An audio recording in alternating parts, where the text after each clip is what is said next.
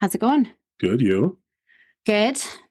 How was your day? Surviving the deep freeze.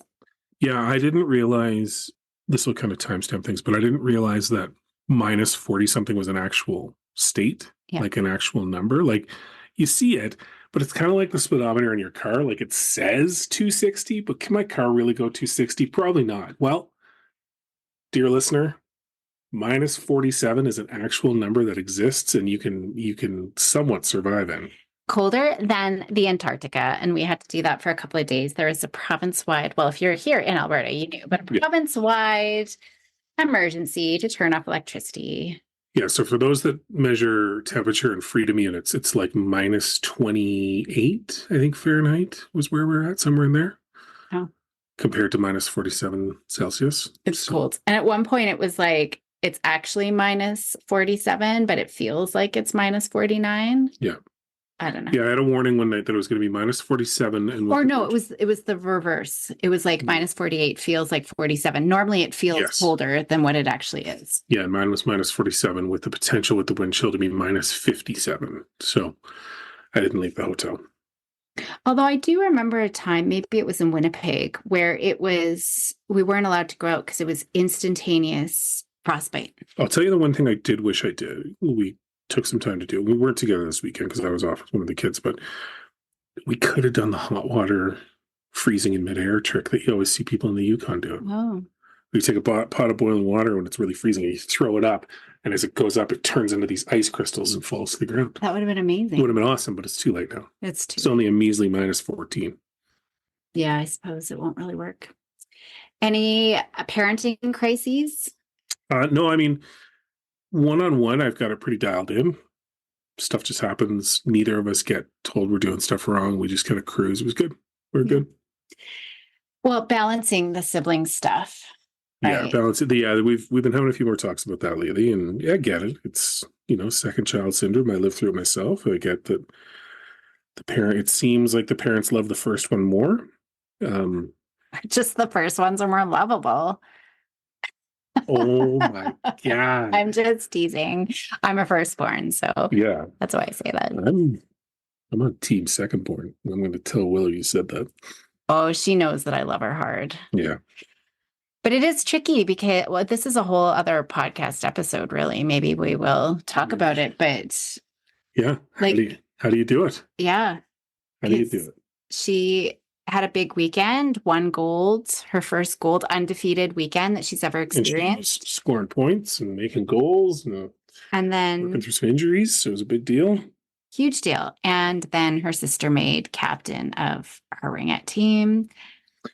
But if we're keeping count, like if we want to say who's the better child right now, she did also just find out that she made the volleyball team. So technically she's accomplishing more than her firstborn. So that's true. In the rankings, I would say the firstborn has dropped down a bit. And it's hard because the big thing is that she's really noticing is her older sister. It's all about grad. Yeah. Her sister's graduating. And so it's about getting her grad dress, and it's about, planning grad day and dinner and all of those things.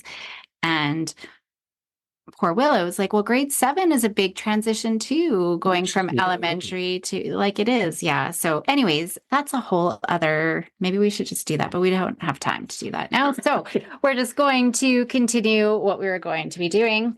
I have another guest again. My guests haven't come through. I thought I secured some and then they went flaky and I haven't heard from them. Suck at this.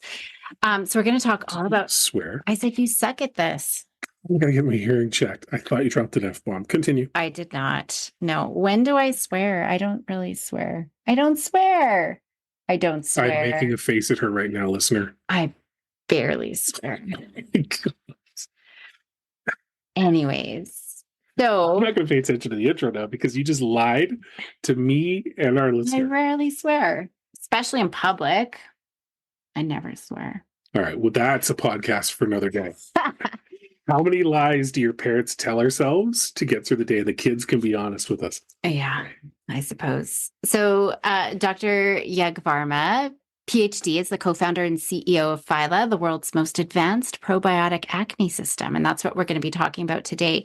He's had more than 10 years of microbiome research experience, including an extensive background in bioorganic chemistry, microbiology, and synthetic biology. Dr. Varma received his scientific training at several distinguished academic institutions, including, I was actually quite impressed with this, Johns Hopkins University. That's a name drop. Like if you're going to drop an institution, Johns Hopkins is a good one. And that's where he earned his PhD.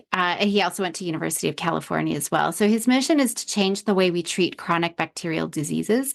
And he's him and his team working tirelessly to achieve that goal with the microbiome-based technology platform. And so the focus is specifically on acne. And that's what we're going to talk about, why current treatments aren't working. Yeah. The better way some myths to address it. And of course, he will spend a little bit of time talking about his product as well. So enjoy. Dr. Varma, thank you so much for joining us on the show today. Thanks, Caroline. Thanks for having me. Yeah. So why don't we start off by having you introduce yourself to everyone so they know who they're listening to? Absolutely. So I'm Yug. I'm the founder of Phyla, and my background is I'm a scientist. I got my PhD from Johns Hopkins and then did a postdoc at UCSF. That's where I started working on the microbiome, and I've been working on the microbiome now for about 13 years. So been in that field for a long time. And so that was kind of my time in academia. I was doing research, I was in a lab, and I started Phyla because I was really electrified and charged by all of the cool research that was coming out of the microbiome space.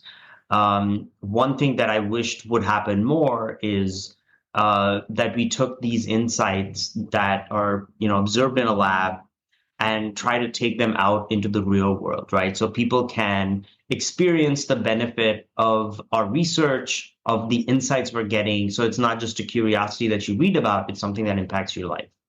That, amongst other things, motivated me to start Phyla.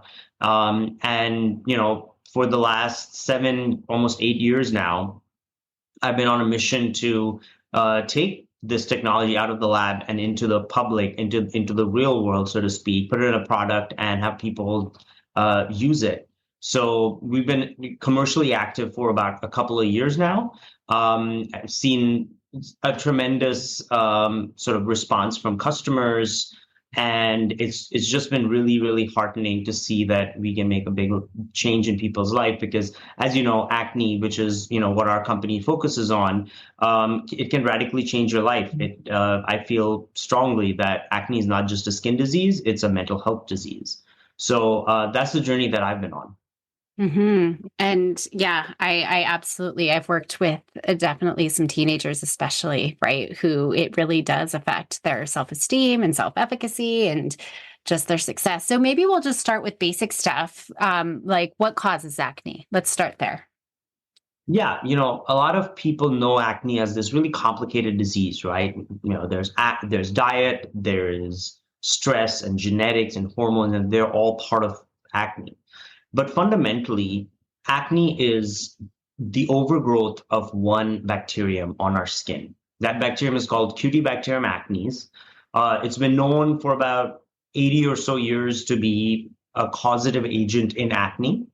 That's why the word acne is literally in its name.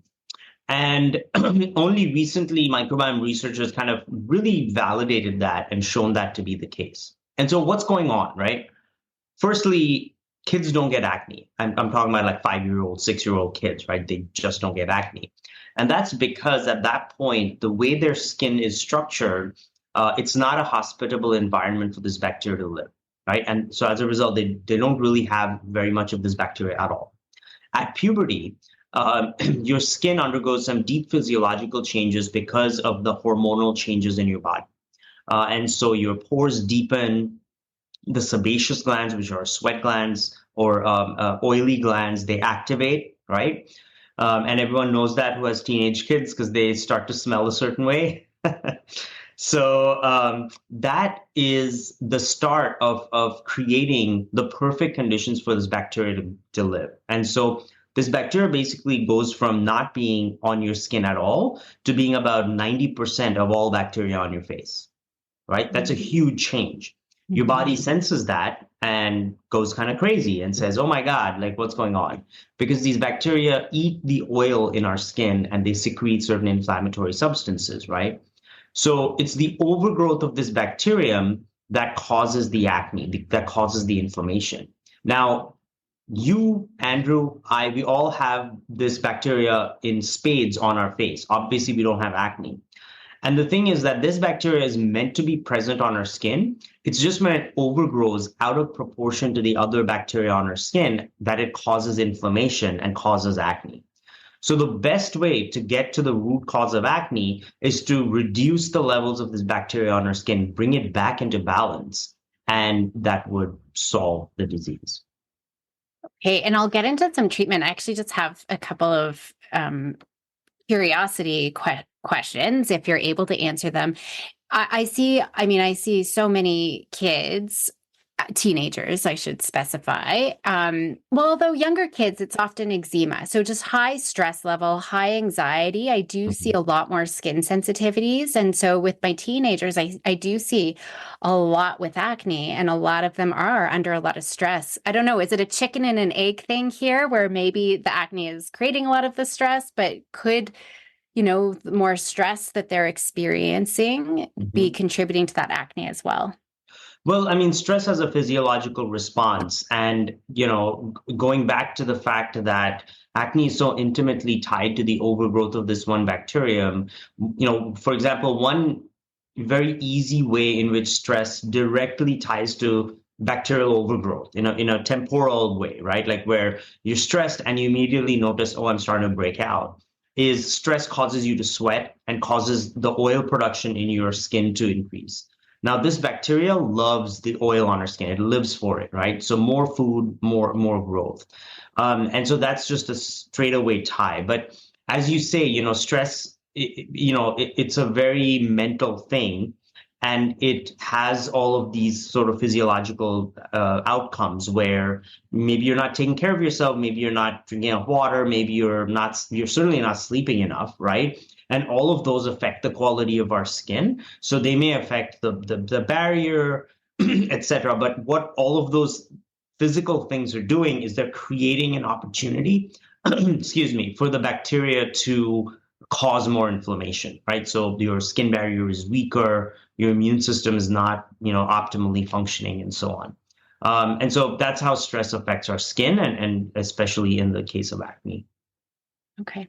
So when we were growing up, I remember, I'm not sure it was understood as well or not, but what do things like Clearasil or those over-the-counter, because to me, when I was that age and I was looking at them, they always seemed so harsh, right? Like when you're applying them, sure, they would dry up the area and maybe give a temporary relief, but I'm assuming, and forgive me if it's an overassumption, I'm guessing that isn't necessarily the long-term cure to try and balance things out, because that seems to me like more of a isolated fix, let's call it. Yeah, I mean, so I think you're exactly right, because Clearasil and pretty much every acne product out there is antibacterial in nature, because the pure fact is that acne is caused by this bacteria, right? So whether you're thinking of benzoyl peroxide or, if you go to the dermatologist, antibiotics, Accutane, retinoids, all of those, they all are antibacterial in nature, but they're indiscriminate. They're killing all the bacteria on your skin indiscriminately. Take benzoyl peroxide, right? I mean, it's literally a kind of bleach, which everyone knows, because if they accidentally get some benzoyl peroxide on their clothes, it will bleach their clothes. So what is the effect of putting bleach on your skin? Obviously, it's going to kill all the bacteria. So what it's trying to do is kill the bad bacteria, but because it's killing the good bacteria as well, it's depleting this protective layer, this microbiome that lives on our skin. And I see the microbiome as kind of a rainforest, it's incredibly diverse. It has this protective function. And it's an invisible rainforest, because the trees are basically bacteria, viruses, and fungi. So this community that lives on our skin and protects us once you start stripping it away, what happens is when you stop using the benzoyl peroxide or the Clearasil, because it's so harsh, right? Because you can't tolerate it for more than a few months at a time.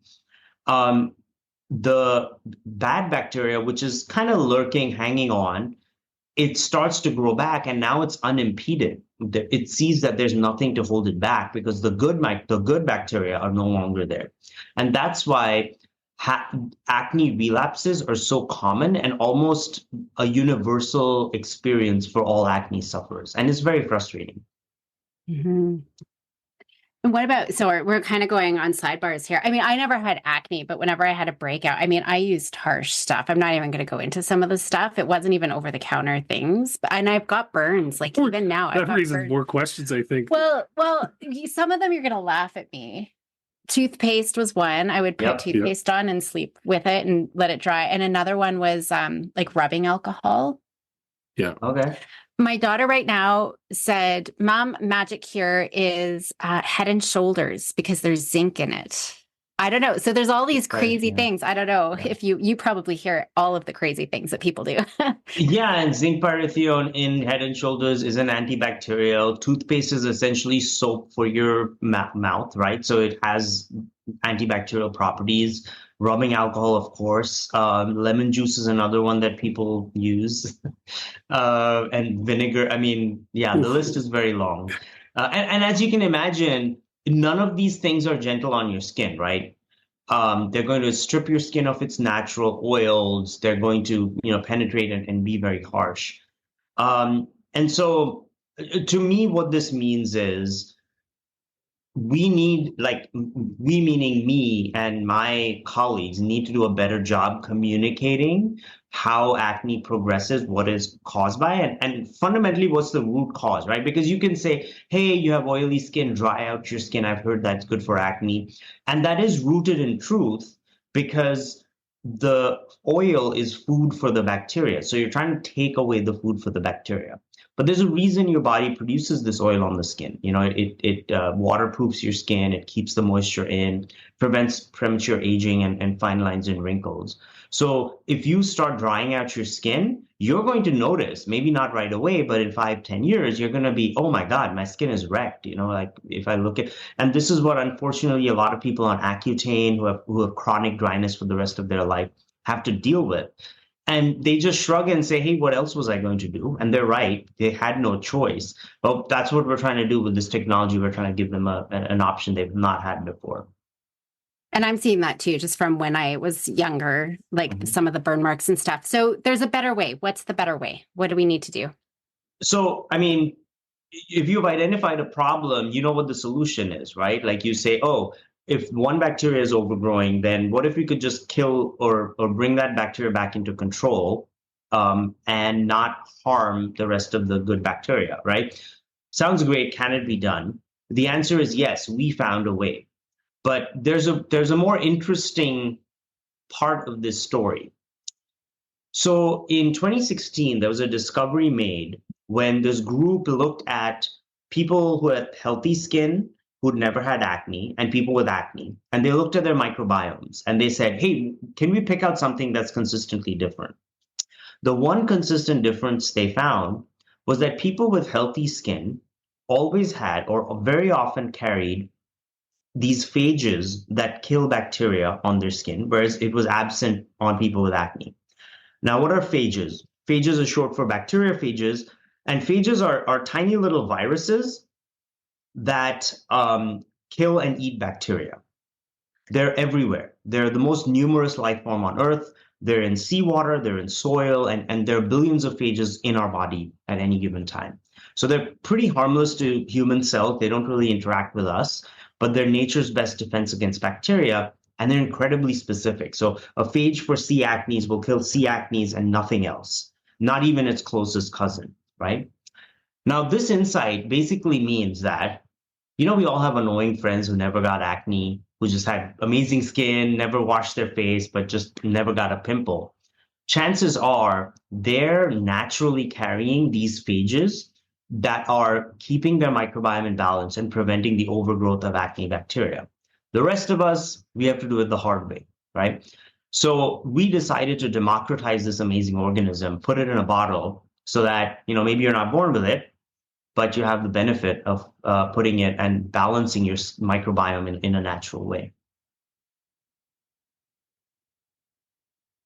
Sorry, I have my dog right here that's kind of bugging us, and I'm trying to like get her out of here. That's incredible. So, I guess then, is this available worldwide? Because we have listeners for sure from Canada, because we're from Canada, but also out like Europe and South Pacific. And, how widely available is this?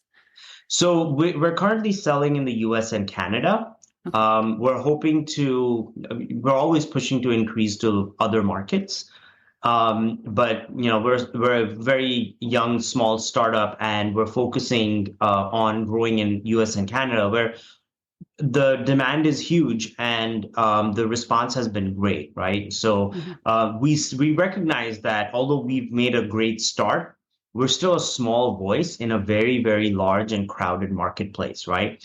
And so because most people with acne will pick up benzoyl peroxide or Clearasil, like you said, Andrew, right? And use it and then get frustrated and go out and basically buy the same thing in a different bottle over and over again.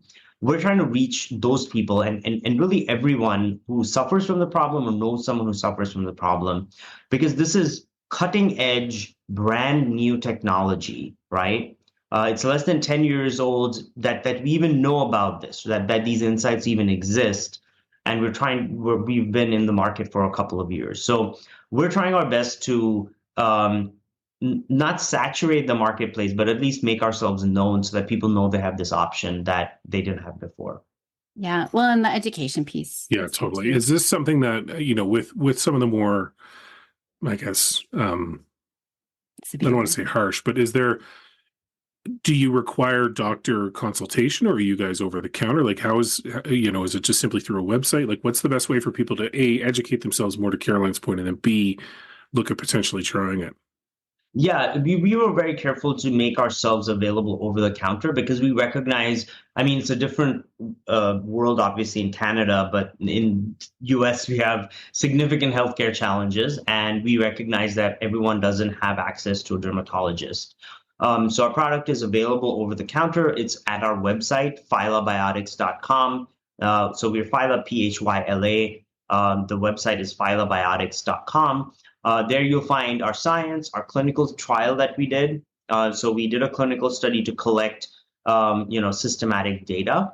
Because fundamentally, I mean, Phyla is our brand. We're actually a biotech company, and we're commercializing this technology in the consumer health space for some of the most sort of underserved skin conditions like acne and eczema soon to come and beyond, where we know that people are suffering. There hasn't been innovation. And people are kind of stuck in this cycle of using harsh products that fundamentally don't work, while they're also trying to get good skin health and good skin health habits for life. So it's really not about, oh, I've got to get rid of the zit by the weekend. It's about, oh, I want to look youthful. I want to take care of my skin. Are there other tips just around that piece that you would offer just as a supplement? Or even in conjunction with what Phyla does, what are some other tips that people can kind of incorporate as well? Sure. Well, one that I see is, in general, people have very complicated skincare regimes, right? There was an Australian study that said that, or that discovered that the average woman puts on 500 ingredients every day on their skin. Wow. Now, I'm going to go out on a limb and say your skin doesn't need every single one of those 500 ingredients, right? So think about all of those different ingredients that you're layering that are sitting on your skin, and your skin is essentially suffocating under the weight of those, right? So often relieving your skin of that burden will do a lot. And obviously, like women wear makeup and etc., which is great, which is fine. But for the rest of your skincare, for the other side of it, and even for men, right? Like, you don't have to have a face cream and a neck cream and an eye cream. I mean, and so our ethos is simplicity. We don't have, a range of 20 products that we want to push. We just know what's effective and we try to stick to that because that's our focus. That's what our mission is. The other thing is, like I said, a lot of people try to dry out their skin in pursuit of like getting rid of acne. Like I said, don't dry out your skin. Drying out or skin moisturization and maintaining that is really important, especially as you get older. But it has all sorts of benefits when you're younger as well. I'll have to let the girls listen to this. I'm a soap. Like I wash my face with soap and throw on some cream, and that is it. I don't know. You have more product than I do. Yeah, but mine's all beard related, I not necessarily suppose. skin related. I suppose. But the girls, yeah, like half an hour, they will be in there doing, they've got so many different layers of things that they're doing on their face, like just and then to you wash it all off. And different sort of sprays for this. And it's I don't think 500 is far off at all. Yeah. I just have a couple more questions just around your product. So are there any contraindications or like who maybe wouldn't benefit, teenagers with just normal breakouts versus specific acne and yeah. Yeah. In terms of contraindications, we have none. So we're probably the only acne product that has zero side effects. And that's because, like I said, we're taking an organism that not only exists naturally on our skin, but it's specifically associated with healthy skin, right? And so, everything from teenagers and adult acne, mild, moderate, severe, nodulocystic, hormonal, they all have the same root cause, which is the overgrowth of this bacteria. Even, we have a lot of people into fitness who have chest and back acne, and they use the product as well. We've gotten questions from both sides of this age spectrum where you have parents saying, hey, we have a history of horrible acne in our family. I have tweens as kids. Can I give them this product as kind of a prophylactic, as a preventative measure before the acne even starts? It's safe for that. We unfortunately don't have systematic data to show whether that works. That would have to be, pretty long study. But we've had customers ask that question and then have great results. And we've also had, pregnant women and breastfeeding mothers say, hey, because of my pregnancy, hormones went crazy and I have acne. Can I use this product? Is it safe? Most acne products aren't, but ours is. And so our product is really incredibly safe. Well, that's huge. I'm glad that you brought up that point because I do know so many pregnant women who just, like it's really hard for them because they have to go off all of that product. So I don't think I have any other questions. No, that was awesome. Yeah. Very interesting. Yeah. I feel like there was one more, but I can't remember. You said you had a couple, but I think you might have gone over. I always forget. So, well, thank you so much for coming on. I've got all of your information so everyone can check out in the show notes how to find you and how to find the product. And thank you so much for being on the show. Thanks, guys. It was a pleasure chatting with you.